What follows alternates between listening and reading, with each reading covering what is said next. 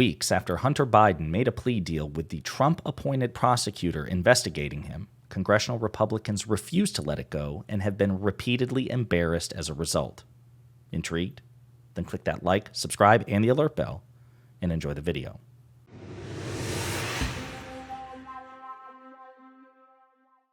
Folks, I don't know exactly what Hunter Biden's mailing address is, and I don't care to know because I know that physically he resides in the brain of every single Republican official, and he lives there rent-free. He jumps from Ted Cruz's brain to Lindsey Graham's brain and everybody else's, and he lives there rent-free. So it must be a pretty cushy deal where he's constantly being invited over because Republican officials will not let this man go. So as a reminder, Hunter Biden is the private citizen.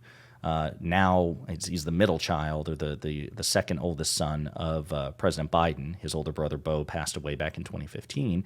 And Hunter Biden is a profoundly troubled man. And he has been the subject of multiple executive branch and legislative branch investigations for like 5 years now. Legislatively, Republicans are using everything at their disposal to try to impugn his character in such a way that it reflects on President Biden and hurts President Biden politically. Now, again, Hunter Biden is profoundly troubled. There's no question about it. He is a known drug addict.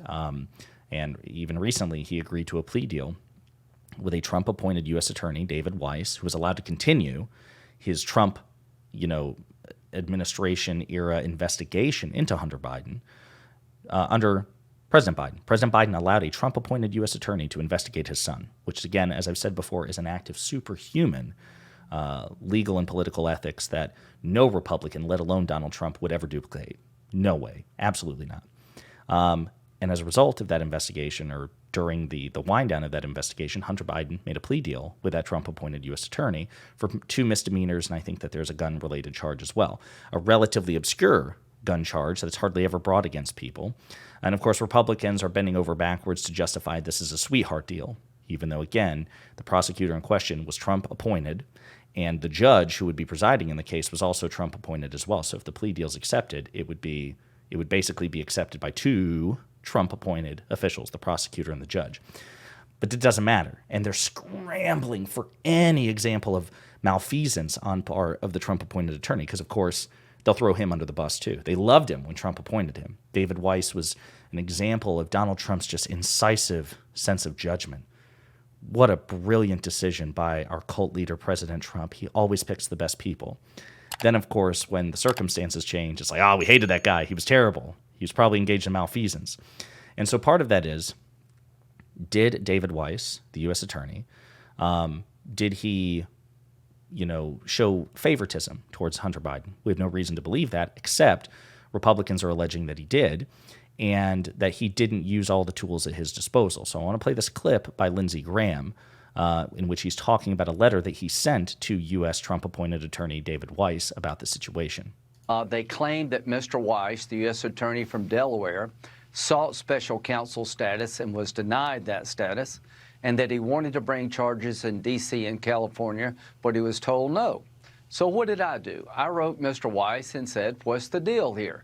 Did you ask for special counsel status? He told me in the letter he had a discussion about it, but he was sure he could get it if he needed it, and he never really answered the question. The second thing that he said in the letter back to me was he never went to D.C. or California for more serious charges. He was never rebuffed by those jurisdictions. But here So basically, Republicans say that they have a whistleblower that alleges that David Weiss was not allowed to receive special counsel status and that he was essentially rebuffed by his superiors about pursuing more serious charges against Hunter Biden. Now, David Weiss has already written a letter to the Republican Congress about this, where he's like, no, I had full charging authority and I was never rebuffed, and I just came to the charges that I did based on the evidence. So Lindsey Graham then sends another letter. And this right here is the letter that David Weiss sends back. And we won't read the whole thing, except he's like, listen, to clarify an apparent misperception. Ooh, I did not mean to scribble there. To clarify an apparent misperception and to avoid future confusion, I wish to make one point clear. In this case, I have not requested special counsel designation pursuant to the particular statute. I was assured that I would be granted this authority if it proved necessary. And this assurance came months before the October 7, 2022 meeting referenced throughout the whistleblower's allegations. In this case, I followed the process outlined in my June 30th letter and have never been denied the authority to bring charges in any jurisdiction. So David Weiss, is rebutting both points. He's like, listen, it's not like I requested special counsel designation and the Attorney General turned me down.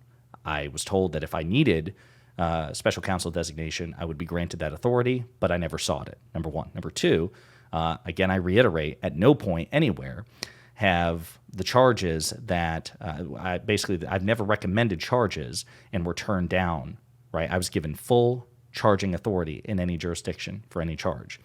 So you would think that, once again, now that he's reiterated this for like the second or third time, this would put this to bed.